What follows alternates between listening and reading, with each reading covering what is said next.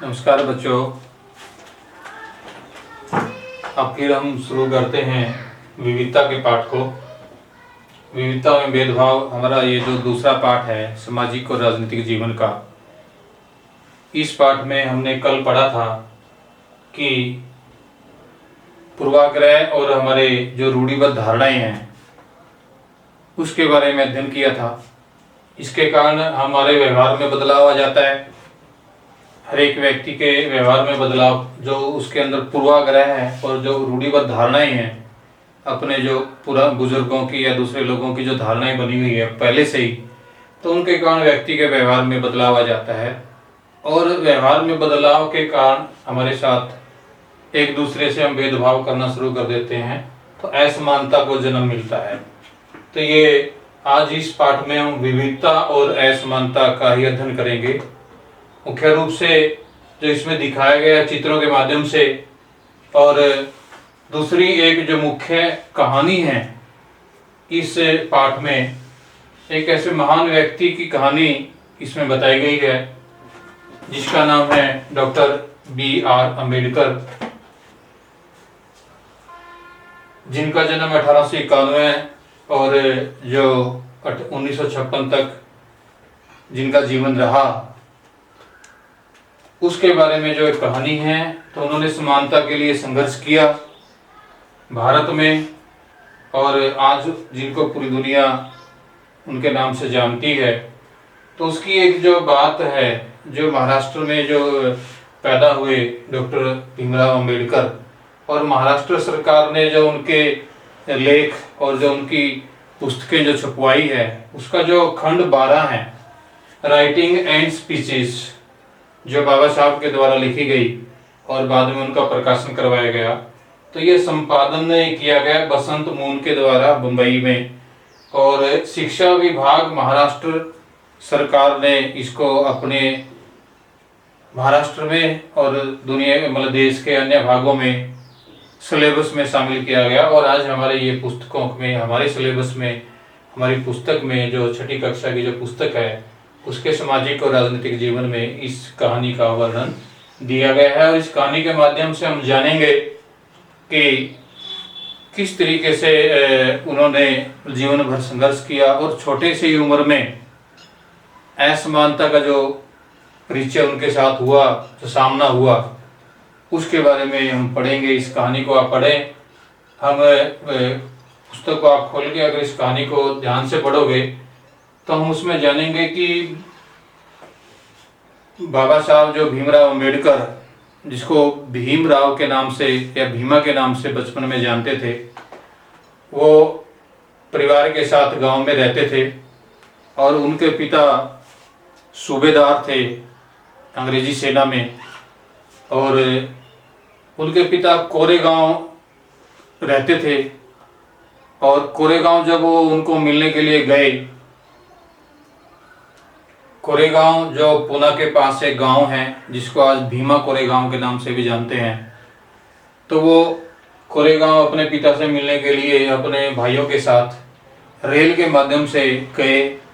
जैसे ही वो ट्रेन में बैठे, वो बड़े खुश थे, पहली बार उनको ट्रेन में बैठने का मौका मिला, और बड़ी उनके मन में बड़ी खुशियाँ थी, उमंग थी। भाई अच्छी चीज़ें देखेंगे, अच्छी चीज़ें खाएंगे, अच्छे अच्छे कपड़े वो पहने हुए थे। तो वो सारे के सारे अपना खाना भी साथ में लेके गए थे। और जैसे ही वो पुणे रेलवे स्टेशन पर पहुँचे, ट्रेन से उतरे, तो ट्रेन से उतर कर वो देखते हैं, उनको ज़्यादा जानकारी नहीं थी भाई आगे कहाँ जाना है, किस तरीके से जाना है। तो ट्रेन से उतर के ट्रेन भी चली गई और सारे के सारे लोग जो यात्री थे वहाँ से चले गए, लेकिन वो लोग स्टेशन पर ही बैठे रहे इसी इंतजार में भाई कोई न कोई व्यक्ति उसके पिता के द्वारा भेजा गया है और वो उनको स्टेशन पर लेने के लिए आएगा। लेकिन वो इंतजार करते रहे, आधा घंटा, 1 घंटा, 1.5 घंटा बीत गया, तो उसमें कोई भी व्यक्ति इस प्रकार से वहाँ पे उनको लेने नहीं आया। लेकिन उनको जाने का रास्ता भी मालूम नहीं था। लेकिन उसके बाद जो रेलवे स्टेशन पे जो स्टेशन मास्टर होता है वो आता है उनसे पूछने, भाई आप यहाँ पे क्यों खड़े हैं, जब सारे के सारे चले गए, तो आपने कहीं जाना नहीं क्या? तो बताते हैं कि हमें जाना है कोरेगांव, लेकिन हमें ये नहीं पता भी जाना कैसे है, हमें कौन सा साधन मिलेगा, गाड़ी है या क्या है। तो वो स्टेशन मास्टर जो उनसे बातचीत करता है, पूछता है कि आप कहाँ से आए हो, कहाँ जाओगे। फिर बात करते करते जब वो पूछते हैं भी आप कौन हो, आमतौर पर जब हम अपना ये पूरे देश में ट्रेंड बना हुआ है, जब हम पूछते हैं, बार बार पूछते हैं आपका नाम क्या है, फिर आप कहाँ से हो, फिर आप कौन हो, उस पर आ जाते हैं। तो स्टेशन मास्टर ने भी उन बच्चों से पूछा भी आप कौन हो। उन्होंने वो झूठ तो बोलते नहीं थे, वो कहते थे कि हम महार हैं। और महाराष्ट्र में जो महार जो है वो एक जाति है, और उस जाति के लोग एक अछूत माने जाते थे उस समय, जिसको छुआ नहीं जाए, भेदभाव था। तो जैसे ही उसको पता लगता है कि स्टेशन मास्टर को, और स्टेशन मास्टर का जो व्यवहार उनके प्रति बदल जाता है, उसके चेहरे का रंग, बातचीत का ढंग भी बदल जाता है। लेकिन उसको असमंजस होती है भाई, जो इतने अच्छे कपड़े और इस तरीके से बात करने वाले बच्चे, छोटे छोटे बच्चे इस उम्र में, तो ये महार तो नहीं हो सकते। फिर भी वो अपने ऑफिस में जाके बैठ जाता है, कुछ सोच समझ के आधे घंटे बाद वापस आता है, और वो कोशिश करता है उनसे बात करके दूर दूर खड़े होके कहता है कि मैं किसी गाड़ी वाले को बुलाता हूँ, और गाड़ी वाले आपको बिठाएंगे तो है नहीं, लेकिन आपको कुछ न कुछ उनको झूठ बोलना पड़ेगा। लेकिन वो झूठ बोल नहीं सकते। तो फिर भी वो गाड़ी वाले को बुलाता है, और गाड़ी वाले को बताते हैं भी इस तरीके से ये बच्चे हैं और इन्होंने कोरेगांव जाना है। गाड़ी वाला उनको जानकर भाई ये अछूत है, तो गाड़ी वाला मना कर देता है। और मना करने से वो लोग मतलब वो बच्चे कहते हैं कि हम आपको दोगुना किराया देंगे, डबल जितना किराया लगता है उससे दुगना किराया देंगे। तो उसके बाद बड़े स्टेशन मास्टर और दूसरे के बीच बचाव करने के बाद ही बड़ी मुश्किल से गाड़ी वाला इस शर्त पे मानता है कि मैं गाड़ी में नहीं बैठूंगा, मैं अलग से चलूंगा तुम्हारे पैदल पैदल नीचे। तो वो गाड़ी लेके जाते हैं, और वो सारी रात चलते हैं अंधेरे में। रास्ते में उनको पानी भी नसीब नहीं होता।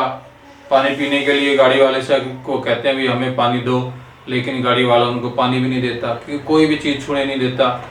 और रास्ते में कहीं पानी भी नहीं उनको मिलता, और बड़ी मुश्किल से वो अगले दिन पहुंचते हैं।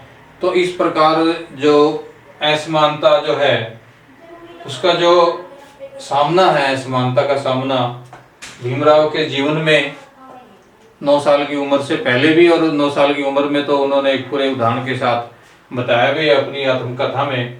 और तो किस तरीके से हमारे देश में ही महाराष्ट्र है, हमारे देश में अन्य भाग हैं, दूसरे राज्य है पूरे भारत में, इस प्रकार विविधताओं के बावजूद हमारी पूर्वाग्रह और रूढ़िवाद धारणा के बाद जो हमारे लोगों के व्यवहार में बदलाव आता है, तो उसके कारण असमानता पैदा होती है।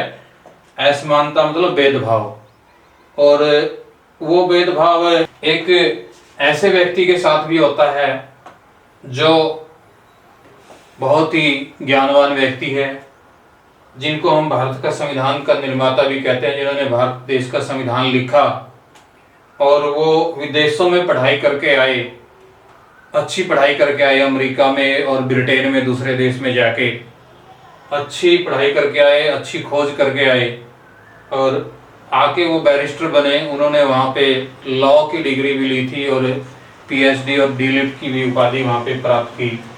उसके बाद भी जैसे उन्होंने यहाँ पे आके नौकरी करी हमारे देश में महाराजा बड़ौदा के दरबार में, तो वहाँ पे भी उसके साथ बड़ा भेदभाव हुआ। तो उन्होंने 11वें दिन नौकरी छोड़नी पड़ी।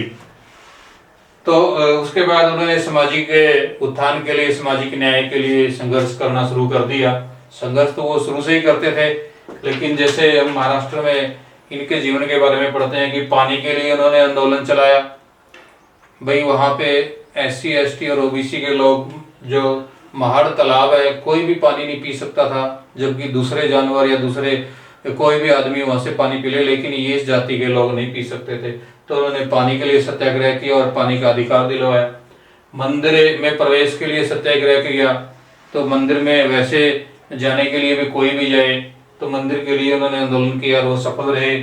जाति प्रथा के खिलाफ उन्होंने मतलब लड़ाइयाँ लड़ी, कानून बनवाए, और आखिर में उन्होंने अपने जीवन में ये निचोड़ निकाला कि लास्ट में 1956 में जाके 14 अक्टूबर 1956 को महाराष्ट्र में उन्होंने लाखों लोगों के लगभग 8-10 लाख लोगों के साथ बौद्ध धर्म स्वीकार कर लिया। और क्योंकि बौद्ध धर्म भारत का अपना धर्म है और जहाँ पे बंधुता भाईचारे की भावना है, तो बाबा साहब ने बौद्ध धर्म ग्रहण किया। तो इनके जीवन से हम सीख सकते हैं कि बहुत सारे कारण रहे। हमने पिछले भाग में जो हमारे पूर्वाग्रह रूढ़िगत धारणाएं हैं उनके बारे में पढ़ा था, तो ये क्यों पैदा होती है।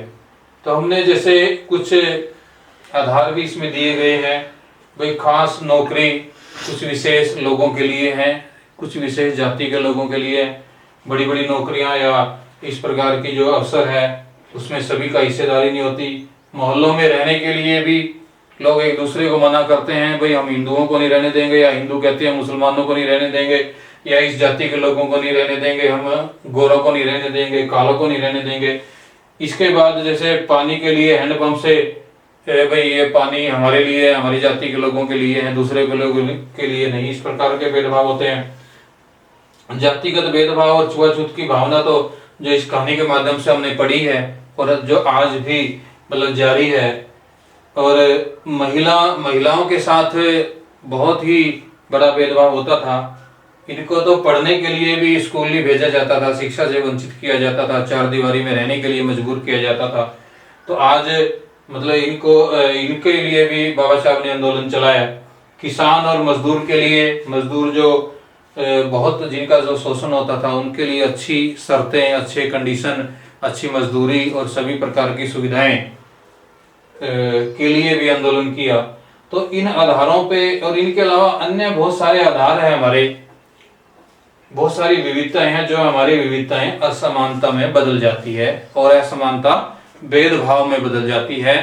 तो इन चीजों का जो है, अगर हम भारत के सभी नागरिक इनको अच्छी तरह जान लें, हमारे सभी बच्चे अगर इन चीजों को अच्छी तरह जान लें, तो आप भी देश के अच्छे नागरिक बन पाएंगे और देश के लिए अच्छा योगदान देंगे। मैं समझता हूँ इनको समझ के आप अपना जो व्यवहार है, इस प्रकार का जो भेदभाव है वो नहीं करेंगे और विविधता की जो समझ है वो बना के रखेंगे। तो इसके बाद जिसमें बताया गया है कि हमारा देश का जो संविधान लागू हुआ और इस संविधान में इन सभी असमानताओं को दूर करने के लिए विशेष कानून बनाए, छुआछूत को दूर करने के लिए कठोर कानून बनाए। उसके बावजूद भी इस प्रकार की घटनाएं हमारे आसपास, हमारे देश में, गांव में कई जगह पे होती रहती है। फिर भी हमने अपनी जिम्मेवारी ये है कि इनको बचा के रखना है, समझ बनानी है और हमें खुद अच्छे नागरिक बनना है। तभी हम जाके इस पाठ को और पूरी तरह लागू कर पाएंगे, समझ पाएंगे। तो मैं समझता हूँ बच्चों, आपने सभी चित्रों को, सभी जो इनके जो साथ में जो कोटेशन दी गई है, साथ में जो कॉलम दिए गए हैं और साथ में जो प्रश्न पूछे गए हैं, अगर आप उनको अच्छी तरह पढ़ोगे, समझोगे, उनका उत्तर सही तरीके से आप लिख पाओगे, जो इसके प्रश्न उत्तर है वो भी अच्छे से आप कर पाओगे। तो इसी के साथ इस पाठ का यहाँ पे समापन होता है। तो विविधता की जो समझ है और विविधता एवं भेदभाव जो दूसरा पाठ है, आप दोनों पाठों को अच्छी तरह आप समझ गए होंगे। धन्यवाद।